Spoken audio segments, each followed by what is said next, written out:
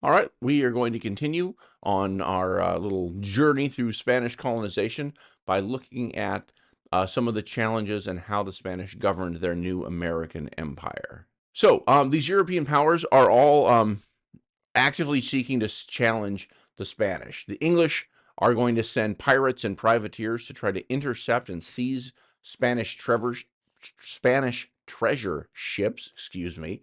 Um, in the Netherlands, will compete for. They will also be competing for Spain, as will France, and they will be challenged. All three of these countries will be using privateers and pirates to try to harass and steal from these huge Spanish treasure ships. They're bringing tons and tons of gold and silver each year. But they will also continue to explore the North American continent to look for their own areas to set up colonies. So the Spanish set up cities usually on the top of the old Indian cities that they had destroyed, whether that be the Incan, the Maya, the Aztec, whatever. These cities incorporate different architectural styles, some native styles, some European styles, and these cities are designed to demonstrate Spain's control over the region. And you start to see this fusion of Spanish and colonial styles. Now, the colonial empire is governed by a complex system of institutions and representatives. At the center was the so called Council of the Indies, a governing body in Spain that created laws and policies for the colonies. Each colony then had its own viceroy, or vice king, roy being king in Spanish, who were the king's representatives and ruled over the major provinces of the empire. They then turned to local authorities on the ground to help enforce Spanish rule and carry out the directives of the central government. This multi layered system allowed the Spanish crown to maintain control over its colonial territories from afar. The Spanish colonial empire was built on the extraction and export of precious metals, like silver and gold, from its colonies in the Americas. The colonies were restricted to only trading with Spain and were prohibited from producing their own finished goods. This means this kept them economically dependent on their mother country. One profitable crop that was introduced to the Caribbean islands was sugar, which became a major export and a driver of the colonial economy. These export controls allow Spain to maintain tight control over their colonies and to extract the maximum wealth and resources from them.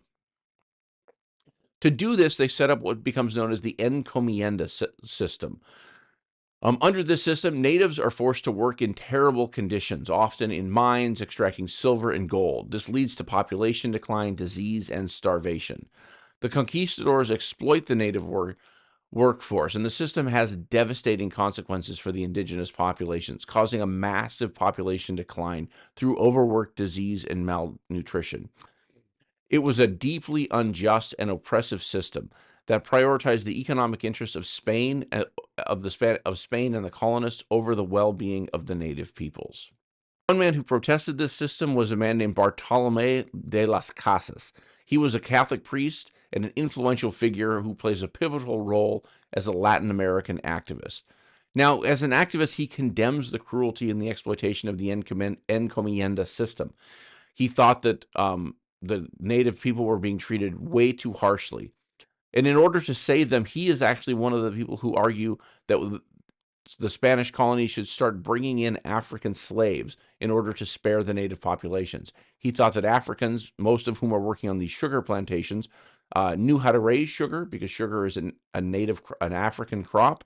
That because they had much more contact with Europeans and with Asians and throughout the trans-Saharan trading routes, they would be able to stand up to diseases better. So while he does work to save the Native Americans in the Spanish colonies, he does also then condemn millions of Africans to the tragedy of slavery. Now, African slavery arrives in the 1500s, and they were first imported, as we said, to replace those diminishing native labor in the Spanish colonies. By the 1600s, with the rise of sugar plantations, there was a huge demand for slave labor. And by the 1700s, the African descended population had grown, in fact, to outnumber European settlers in many areas. Now, this led to a hierarchical system in the Spanish colonies. And at the very top of this system were people known as peninsulares, meaning they were born in Spain. Spain, of course, being on the Iberian Peninsula. Next in the hierarchy became Creoles. These are American-born descendants of Spaniards who have slightly lower status, but they're the ones that tend to be the ones actually owning and operating a lot of the Spanish mills, mines, plantations, etc. And then below them, you have two groups of people of mixed ancestry: mestizos, who are individuals of mixed Spanish and indigenous descent, and mulattoes, who are people of mixed African and European descent. And then at the very bottom of this social structure are the African slaves and their descendants. This rigid social structure was a key part of the colonial system, with one's place in society largely determined by your racial and ethnic background.